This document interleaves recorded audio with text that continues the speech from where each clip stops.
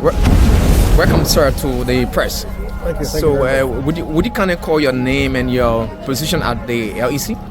Yeah, so Hadi Sharif, and Executive Director for Commercial and Regulatory. Tell us today about of your being here today, sir. So, as you may be aware, the lines are being extended and expanded all the way going along the RIA corridor. All right. So the fact that there was this testing done yesterday and the day before, all right, at the substation and the lines. All right. So right after that, we needed to make sure that we are proactive, we are ahead of the game to be able to engage our customers, because after all of these, the next step is going to be what? It's going to be connecting our customers, metering our customers. So ahead of this, we need to make sure that we are part and parcel of the process to engage our communities, the communities that are going to be the beneficiaries of this particular service. This is again that background that we are here today, along with the team, the community engagement team, the T&D team, along with the contractors as well, and the rest of the group here. We are all here at least just for that. Tell us about your role as commercial and regulatory. Well, basically, as commercial and regulatory, we are first and foremost we are in charge. We're the first one of contact and the last one of contact with customers. All right, we're in charge of customer services, providing the best services to our customers. We're in charge of revenue generation as well. We make sure that at least we are compliant to regulations, because LEC is not just by itself. LEC is also being regulated. So we are also involved in making sure that we are compliant to regulations. We are also involved in our commercial management activities, billing customers, making sure that we protect our revenue as well, and at the same time we manage our revenue for LEC. So basically we have a lot to do when it comes to commercial and regulatory. Let's look at some of the reform you've been able to initiate there as ED for the CNR. Well, first and foremost, the main thing is, as I mentioned in the hall there during the meeting, that the hall there has a religious area. So we said, look, if God cannot change the condition, of an individual or a community or a group of people until you change what is within you. So the very first thing is to make sure that we improve our work culture within our work environment, our work ethics. So one of the first things that we actually embark on is to make sure that we improve upon our work culture, the work ethics, and also the work environment. And that is one of the key things that we impact upon. Secondly, what we've been doing also is to ensure that we work out some plans to be able to bring the services that we are rendering, the services that we're providing, electricity services, to bring it to the doorstep of our people. What we've done actually is to make sure that we have outlets around. So for the past decade, since 1847 or since LEC was established, we've been having only one, customer service center, and that is actually where? At Waterside. So people commute long distances. But now, what we've done actually, in our own modest way, is to be able to establish a kiosk, booths, some outlets, for customers, in various communities, for customers to be able to access our services easily. So we're bringing it to the doorsteps. And what we've also been doing is to have a robust community engagement team headed by Madam Williams here. To moving around. In fact, to be more proactive in the process, moving around ahead of the game, doing pre-engagement and doing also post-engagement activity within the community. So instead of meeting customers one by one, you meet them in group and you discuss with them. That will help actually to kill many birds with one stone. These are some of the things that we're trying to work on. What is the essence of the customer service outlets? So the outlets going to be providing the same services we'll be providing, at Waterside.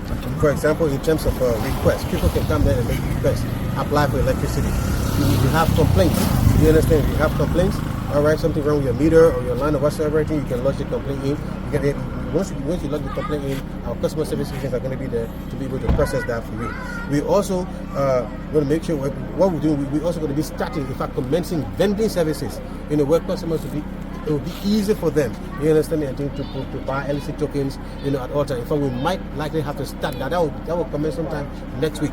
Be either Monday, Tuesday, or before the end of the week, we'll be commencing that, because the process has already been, put in place or whatsoever. We're going to be starting, obviously, with the 3 areas where we have our outlets be operational, like the Boulevard Junction area, SPD Boulevard Junction area, and the rehab area, as well as the 12 Farm area. And we're going to be extending to the other areas like Shopping City, other places and things. So the outlets, actually, we're going to be providing all of the services. For example, the service in terms of application, in terms of complaints, resolution or whatsoever, I think you log your complaints in or whatsoever, and the vending services plus other things that we're going to be carrying out. All customer service related activities. So how do you term the engagement by your team members? Honestly, Are they making significant progress, sir? Honestly, I mean, I mentioned it there. In fact, the last time I was out of the country, and I also watched, on the Facebook and whatsoever the activities, and I saw that indeed they are working ahead of the game. In fact, they are even more proactive. For example, like right now, just yesterday, the day before yesterday, the lines, were tested. All right, they were energized. The substation and the other lines were energized. So we know that immediately after that, the next step will be what? To start connecting customers. So we needed to make sure that we get involved into more community engagement activity, and that's what they've been doing. They've been on it for the past time, and they also. So I thought it was to actually join them today as well. You understand? For all of us to carry out the engagement activity, which we're here to do. The task for you seems to be very huge. Seeing new network content being added to the grid, it's kind of huge, It's actually huge. So what happens actually as you're expanding? It's nice that we're extending our services, but it doesn't come without challenges. And those challenges are the challenges that we're also trying to work out, because there will be more customer service related work that need to be done. You understand? And that's the reason why we're also trying to see how we can establish another customer service outlet around here. Hopefully we're going to start up with Boys Town. Maybe as time goes by, we're going to also be adding other outlets around. I mean, Maisha, Boys Town, Maisha Belt, exactly. RIA. Yeah, exactly. Okay, so are your white folks were on course, sir? They are on course, and we also, you see, it's a teamwork. It's a teamwork, not only commercial, but it's a teamwork. Technical guys, you understand me, from the metering team, the T&D team, you understand, the generation team. It's a teamwork. So whatever credit that we get. LEC does not impose the tariff. It's not LEC that set the tariff. It is the regulator. There's a referee in the electricity market. So that referee, you understand, as the regulator to make sure that, so they are the one that set the tariff. So even the issue of when you pay for the tariff, when he mentioned what they call fixed charge, the fixed charge is also set by the regulator. So let's say, for example, most of you may be either a social tariff customer, or you may be a residential customer, or you may be a commercial customer or whatsoever. But each category of customers, you understand, you have a fixed charge that you need to pay. For example, like the residential tariff customers. Social tariff, it doesn't apply for social tariff customers, right? Yeah. For residential tariff customers, you have to pay a fixed charge.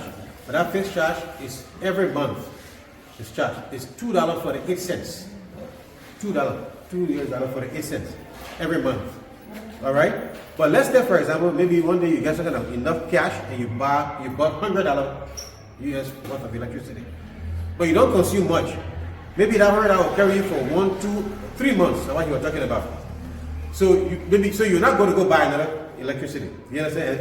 Another token. So what will happen is that every month you need to pay the fixed charge for the 8 cents. So the following month, you say, "But I get enough credit, man, so no need to go buy." But mind you get a $2 for the 8 cents for that month to pay.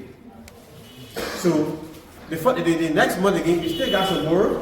Credit, you don't need to go buy. You say, "Oh no, I will not buy that because I still got credit." You got another $2 for the 8 cents. So it will go 2 months, 3 months, and whatever number of months.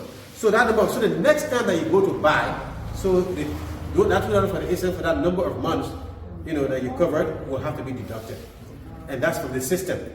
And that $2 for the 8 cents is not really set by LEC, it's set by the regulator. It's merely to be able to maintain our network. Is it clear now? Thank you. Thank you, sir.